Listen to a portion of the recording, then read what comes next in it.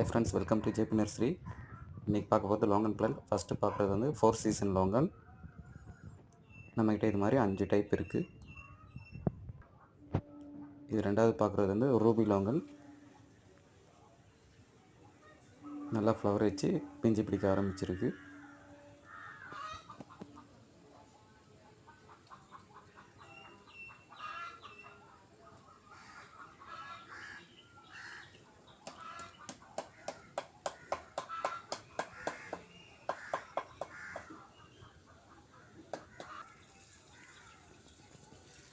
மூணாவது பார்க்குறது white longan.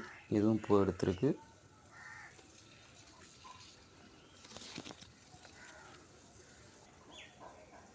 Fourth one வந்து பிளாக் லீஃப் லாங்கன். இது இன்னும் பூக்க ஆரம்பிக்கல.